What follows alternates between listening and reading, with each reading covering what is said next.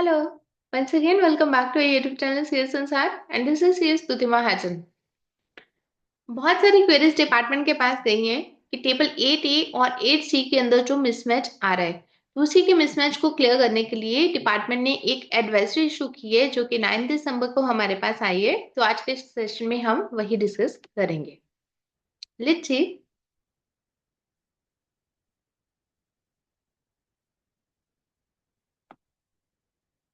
Advisory on differences in Table 8A and 8C of the annual returns for the financial 23-24। तो ये advisory हमारे पास आई है 9 दिसंबर को। इस एडवाइजरी के अंदर कई सारे इश्यूज जो है रिपोर्ट किए गए हैं, तो इनको हम डिस्कस करते हैं। तो ये इन्होंने बताया कि ये हमारे पास इशू आया है, तो इस इशू को जीएसटी 9 के अंदर कहाँ रिपोर्ट किया जाए ये भी इन्होंने बताया है, जिसको डिस्कस करेंगे। तो सबसे पहले पॉइंट है invoice having the date of financial 23-24 but the supplier has reported in the GSTR 1 after the due date of March 24।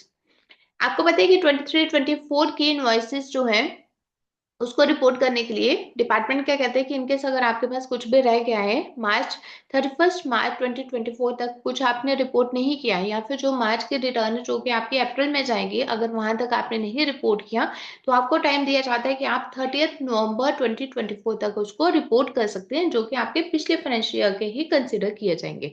But जो पोर्टल है, पोर्टल तो चलता है टाइम बेसिस के ऊपर, ठीक है। पोर्टल आपका चलता है रियल टाइम बेसिस के ऊपर, जब आपने वहां पर रिपोर्ट किया उसी डेट में उसको उसी ईयर में कंसिडर करेगा।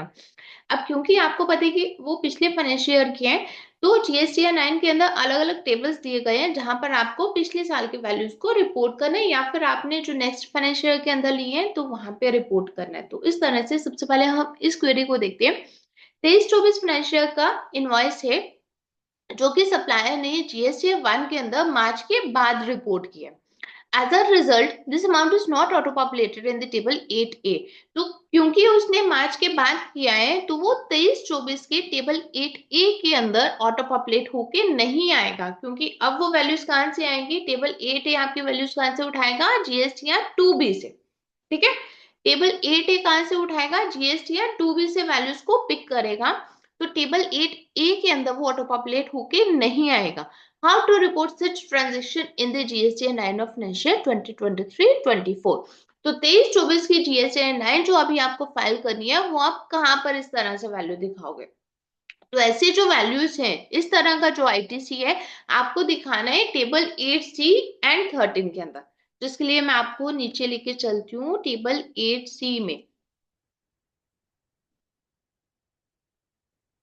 ये देखो, ये है हमारे पास टेबल 8 का ये जो सी है इसके अंदर क्या है, ITC on inward supplies other than imports and inward supplies are liable to reverse charge but include services received from sales received during the financial but availed in the next financial up to specified period। इसका क्या meaning हुआ, ITC on inward supplies जो कि आपने receive किया during the financial but availed in next financial, मतलब कि जो आपने 3B के अंदर जब आपने उसको लिया होगा तो वो आपने नेक्स्ट फाइनेंशियल के अंदर ITC दिखाया होगा, तो इसको आप यहाँ पर दिखाएंगे। क्योंकि आपके GST 1 के अंदर जो नेक्स्ट फाइनेंशियल के अंदर आया आपने अपने रिकंसिलेशन में खड़ा ना रहे तो आपने क्या किया, 3B के अंदर भी आपने नेक्स्ट फाइनेंशियल के अंदर दिखाया। तो इस तरह की वैल्यू को आप यहाँ पर दिखाएंगे 8C में,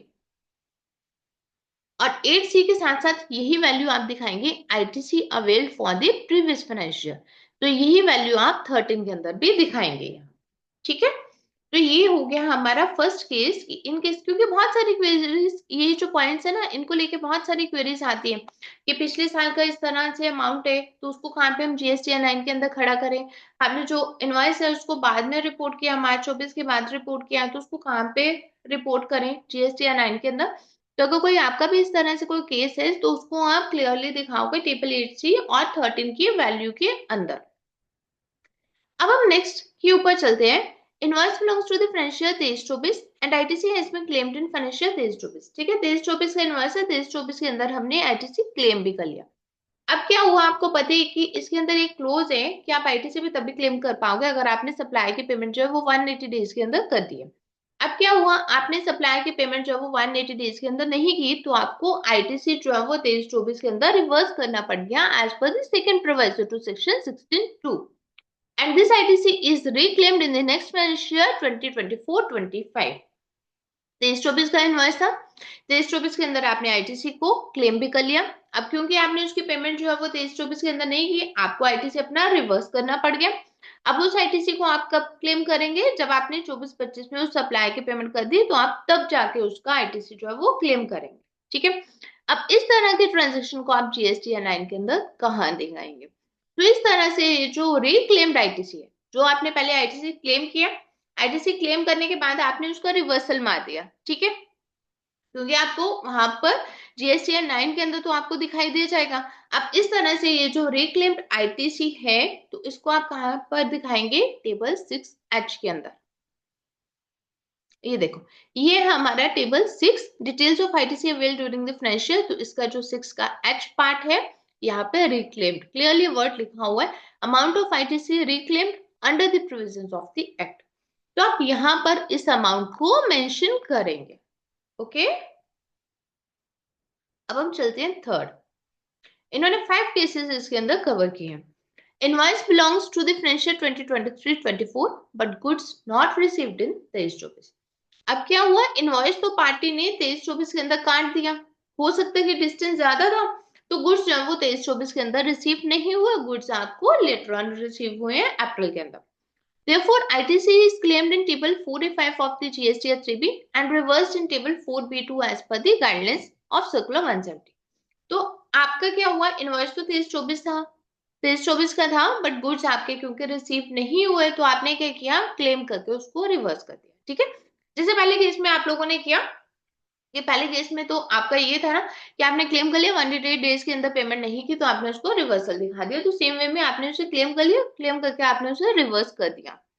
तो अब इस तरह से and such ITC reclaimed in next financial 24-25 के अंदर आपने इसे क्लेम कर लिया, क्योंकि 24-25 में तो आपके पास ये जो गुड्स थे रिसीव हो गए till this specified time period.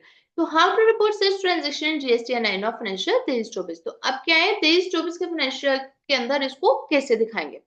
Taxpayer shall report such reclaimed ITC in the table 8G and table 13 as this is the ITC of financial 2023-24।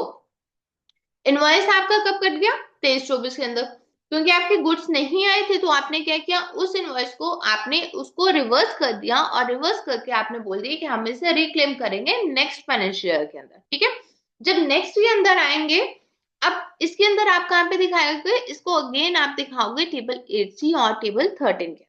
ठीक है, अब यहाँ पर आपको कंफ्यूजन होगी, जब हमने इसकी बात की है, तो यहाँ पे हम दिखा रहे हैं इसको टेबल 6H के अंदर, और यहाँ पे हम दिखा रहे हैं तो इसको टेबल 8C एंड टेबल 13 के अंदर। यस, इस पॉइंट को आप दिखाएंगे टेबल 8C एंड टेबल 13 के अंदर, क्योंकि ये हमारा आईटीसी जो है वो है फाइनेंशियल 2023-24 का। जब हम यही रिटर्न जो है 2024-25 के लिए भरेंगे, तो ये जो वैल्यू हमने 8C और टेबल 13 के अंदर दिखाई है, इस वैल्यू को नेक्स्ट ईयर के अंदर हम दिखाएंगे कहां पर, 6H के अंदर। ठीक है, तो ये आपको बड़े ध्यान से करना है कि 23-24 की जीएसटी या 9 के अंदर, क्योंकि आपका इनवॉइस जो है वो 23-24 का है, तो 23-24 का इनवॉइस है, तो आपको टेबल 8C और टेबल 13 के अंदर इसे पर्टिकुलरली वहां पर दिखाना है। इन केस यही जब वो 2024-25 के रिटर्न फाइल करेगा, तो वो 6H के अंदर ये वाली फिगर दिखाएगा जो आज उसने टेबल 8C और टेबल 13 के अंदर दिखाई। अब नेक्स्ट हम बात करते हैं, invoice belongs to the financial 2022-23। अब हम उससे पिछले साल की बात कर रहे हैं जिसकी हमने जीएसटी 9 फाइल करनी है, which is appearing in the table 80 of GST 9 of financial 2023-24। तो इनवॉइस कौन सा 22-23 का है, जो कि 23-24 के अंदर आ रहा है। क्यों? क्योंकि उसने ड्यू डेट के बाद रिटर्न जो है फाइल की होगी, क्योंकि 30 नवंबर तक आपके पास टाइम पीरियड रहते हैं कि आप उसके अंदर अपना रिटर्न्स के अंदर जो भी पिछले साल का रह गया आप क्लेम कर सकते हैं। As the supplier would have reported the same in GSTR1 after the due date of filing of GSTR1 of the for the tax period of March 23। ठीक है, उसने क्या किया, मार्च 23 की रिटर्न के बाद दिया, लेकिन वो इनवॉइस कौन सा था, 2022-23 का इनवॉइस था। तो इस केस में किस तरह से आप रिपोर्ट करोगे, this is ITC of the last year 2022-23 का है, एंड वो ऑटो पॉपुलेट होके आ गया आपके पास 22-23 के अंदर ऑटो पॉपुलेट होके आ गया। Hence, the faucet value needs not to be reported in the table 8C and table 13. इसको आपको कहीं पर भी नहीं दिखाना. This is in line with the instruction number 2A given on the notified form GSTN which state that table 4, 5, 6 and 7 should have the details of the current financial. तो इसके अंदर वो क्या कह रहा है, कहता है कि जो इनवॉइस है वो है फाइनेंशियल 2022-23 का, जो कि आपके 23-24 के अंदर रिपोर्ट हो रहा है। ठीक है, तो इसे आपको कहीं दिखाना है, आपको नहीं दिखाना है, क्योंकि वो तो है ही इनवॉइस, जो है वो 2022 से इसका है, तो आपको उसे दिखाना ही नहीं है। और ये जो टेबल 4, 5, 6 एंड 7 रहते हैं, इसके अंदर आपको करंट फाइनेंशियल की वैल्यूज दिखानी है। अगर कोई पीछे से आ रही है, कोई आगे से, आपको सिर्फ वो कॉलम के अंदर दिखा के उसको अलग करना होता है। We have to report the reclaim of ITC for an invoice which belongs to financial 2023-24 and which is claimed, reversed and reclaimed in the same year. तो अभी हमने पहले भी अभी पॉइंट डिस्कस किया, आई थिंक थर्ड पॉइंट था हमारा, नहीं सेकंड पॉइंट था। ठीक है, सेकंड पॉइंट था, और थर्ड पॉइंट के साथ जो मैंने उसका डिसीजन बताया कि उसकी ट्रीटमेंट 2024-25 में कैसे करेंगे, तो वही है, उसने बोला कि रिक्लेम आईटीसी अगर कोई आप लोग करते हो तो उस केस में आप कहाँ पर दिखाएंगे, तो उसको आप टेबल नंबर 6H के अंदर एक्सक्लूसिवली वहां पर दिखाएंगे। टेबल नंबर 6H क्या है, जो कि आपको पहले भी मैंने अभी दिखाया, amount of ITC reclaim under the provisions of the act. ठीक है, तो मेनली अगर आप देखो ना, टेबल नंबर 8C, टेबल 13 और टेबल नंबर 6H, इसी को लेके ना बहुत सारी क्वेरीज घूमती हैं। और इस चीज को याद रखो, जो आज आपकी ट्रांजेक्शन अगर कोई इस तरह से है कि वो नेक्स्ट ईयर के लिए अगर आप रिपोर्ट कर रहे हो, ठीक है, आप अगर अपनी इस साल की ट्रांजेक्शन में से देख रहे हो कि वो नेक्स्ट ईयर की है, वहां पर वैल्यूज है, तो नेक्स्ट ईयर के लिए वो प्रीवियस ईयर की वैल्यूज हो जाएगी। तो आपको उस चीज को भी बड़े ध्यान से करना है। जब भी आप इस साल का जीएसटी 9 फाइल करेंगे, तो एक बार लास्ट ईयर का भी जीएसटी 9 जरूर देख लेना, क्योंकि उस साल में कोई ऐसी वैल्यूज तो नहीं थी जो कि आप लोगों ने टेबल 8C के अंदर या टेबल 13 के अंदर आपने डाले होंगे। तो उन वैल्यूज को इस बार रिक्लेम में दिखाना है या नहीं दिखाना, जरूरी नहीं वो रिक्लेम वैल्यूज हो, अलग वैल्यूज भी कोई हो सकती है, तो वो आपको क्रॉस चेक एक बार ही कर लेना। तो ये इस तरह के केसेस हैं। ये तो हमने बात की कि एडवाइजरी की, कि जो हमारे पास एडवाइजरी आई है, इस एडवाइजरी के अंदर जो था उसको प्रैक्टिकली दिखा के कि इसको हमने कहाँ कहाँ रिपोर्ट करना है, तो इसीलिए मैंने नीचे इसके दिखा दिए कि टेबल 6H का मीनिंग है कि आपको ये वाली आईटी से रिक्लेम्ड की वैल्यू ये है, आपको यहाँ पर दिखानी है। और जो वैल्यूज के लिए उन्होंने बात किया, अदर आईटीसी जो है वो आपको receive during the financial but availed in the next financial, तो उसको आपने यहाँ पर दिखाना है। अगर आपने अपने 31 मार्च के बाद अपनी रिटर्न, मार्च की रिटर्न आपकी ड्यू होती है अप्रैल के अंदर, 20 अप्रैल 24 तक आपकी ड्यू हुई थी, अगर आपने उसके बाद भी 30 नवंबर 2024 तक भी रिटर्न्स फाइल की है, तो उसके अंदर भी रिटर्न्स में अगर लास्ट ईयर का दिखाया है, तो उसकी वैल्यू आपको दिखानी है यहाँ पर। ठीक है, और नीचे अगर आप आते हैं तो यहाँ पर टेबल नंबर 13 के अंदर ITC avail for the previous financial, तो ये भी आपको दिखानी है कि ये वाला आईटीसी है जो कि आपने प्रीवियस फाइनेंशियल का अवेल किया है। सो होप्स हो कि इससे आपको एडवाइजर से कई सारी पॉइंट्स आपके क्लियर हो गए होंगे और आपको बहुत सारी हेल्प भी मिल जाएगी। So this is all for today, thank you for watching this video and stay tuned, thank you.